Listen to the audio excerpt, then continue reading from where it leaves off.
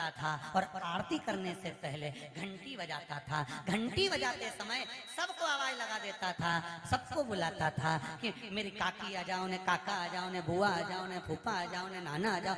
आज भी हमारे यहाँ आरती करते समय नियम है कि घर का व्यक्ति जब आरती करता है फिर परिवार के लोग आ जाते हैं, आरती की थाली इसको दे दी जाती है, फिर कोई आ गया उसको दे दी जाती है, फिर उसको दे दी जाती है। बोलो सही है कि गलत है? हमारे यहाँ सत्यनारायण भगवान की पूजन करो तो आरती की थाली बदलती रहती है। तुमने आरती करी उसके बाद उसको दिया, उसके बाद उसको दिया, उसके बाद उसको दिया, बदलती चली जाती है। कहीं काका जी ने, बुआ जी ने, चाचा जी ने, नाना जी ने, फूफा जी ने, सबने आरती कर कर कर आरती की थाली को बदलते जाते हैं। कई लोग हंसते भी होंगे कि ये सनातन धर्म में ये कहाँ का प्रपंच है कि एक जनी आरती करते करते इसको दे दिया, इसने आरती करी उसको दे दिया, उसने आरती करी उसको दे दिया, उसने आरती करी उसको दे दिया। आखिर क्यों, किस लिए, क्यों गरुड़ घंटी का नाद किया जाता है, क्यों आरती में सबको बुलाया जाता है? तो इस सिंह केतु के मित्र चंड भील ने रोज का नियम था कि भगवान की आरती करते समय सबको बुलाता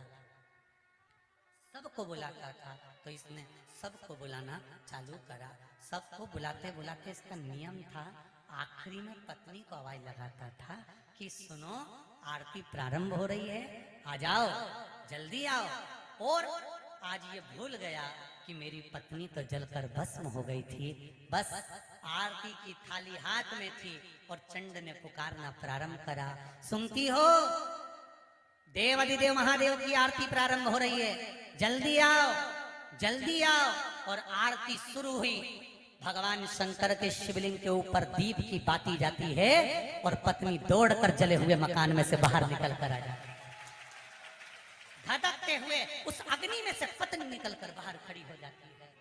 पति की आरती के समय पर जब थाली पत्नी ने हाथ में ली, पति देवाधिदेव महादेव को देखता है और अपनी धर्म पत्नी को देखता है, ये कौन आ गया? आरती पूरी होती है। पति ने देवाधिदेव महादेव को प्रणाम कर कर अपनी धर्म पत्नी से पूछा, तुम कहां से आ गई? तुम्हारी चिता की भस्म तो शिवजी को चढ़ाई है। पत्नी कहती है, मैंने जब मकान में आग लगाया, आग लगाकर जैसे ही पहला चरण मैंने अंदर रखा, रखते से ही एक बूढ़ा सा बाबा और एक बुढ़िया सी माँ अपनी गोदी में अपने पल्लू से मुझे ढककर अंदर सुला ली और मेरी नींद लग गई थी। मुझे नहीं मालूम कि क्या हुआ। जैसे अभी वो बहन ने कहा कि डूम गिरा, पंडाल गिरा, बिजली चमकी, पानी गिरा, हवा तेज चली, 15 मिनट में कहां तहस नहस हुआ। मैं उस टेंट के अंदर थी पर यह पता नहीं पड़ पाया कि मुझे बचा कौन रहा था, कौन था, कहां से आ गया, कैसे आ गया।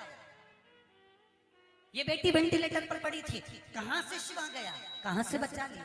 वो गाय लकवा लग गया था, नीचे गिर गई थी, सारे डॉक्टरों ने कह दिया नहीं उठेगी, पर बाबा का नाम लेकर उठी तो सरीना। तो कहां से शिव आता है, कैसे शिव आता है, कहां पहुंच जाता है, ये मालूम तो पड़े। पत्नी से पूछा, तू कैसे आ गई? कहा अंदर अग्नि में कोई बूढ़ा और बुढ़ी बैठे हुए थे और मुझे बचा लिया। और कहते हैं जा, आरती चालू हो गई, उठो, आरती हो रही है, जाओ। मेरे घर के बेटा और बेटी से निवेदन है, मेरे घर के बुजुर्गों से निवेदन है, मेरे घर की बहुओं से, घर के युवान बेटा बेटियों से निवेदन है, जिस समय तुम्हारे घर में आरती की आवाज आए, तुम नहाए कि ना नहाए, तुमने स्नान करा कि नहीं करा, उस आरती के समय पर उस दिए की एक झलक पाने के लिए माँ के सामने, उस भगवान के सामने जाकर खड़े हो जाना। दुनिया का आधा दुख तो समाप्त हो जाएगा, आधा दुख समाप्त हो जाएगा। आज मंदिरों में मशीनों से आरती करी जा रही है, नगाड़े मशीनों से बज रहे हैं, घंटियां मशीनों से बज रही है। जरा उस आरती के महत्व को तो समझो कि पहले गांव में जब आरती होती थी, पूरे गांव के घर से एक एक व्यक्ति उस आरती में पहुंचते थे। सब नहीं जा पाते थे तो एक घर का व्यक्ति पहुंचता था। क्यों पहुंचता था? कि जब वो आरती में से आता था तो आरती की बलैया लेकर जब वो घर में पहुंचता था, उसके आरती की बलैया लेते समय हाथ में जो आंच लग जाती थी, कपूर की लो लग जाती थी, वो घर के जिस अंग पर, घर में जहां जहां वो हाथ लगता था, उस घर से अला बला सब चली जाती थी। क्यों कहते हैं कि आरती में जाओ? क्यों कहते हैं कि घर में आरती हो तो मंदिर नहीं जा सकते, तो घर की आरती को अपनी खिड़की में से झांक कर तो देख सकते हो, फिर जाके सो जाना। पर आरती हो उस समय पर एक झलक उस दीप की मात्र देख लेने से भी दुख समाप्त हो जाता है। ना जाने कितने कितने दुख अपने आप समाप्त हो जाते, अपने आप खत्म हो जाते, कितने दुख अपने आप मिट जाते अपने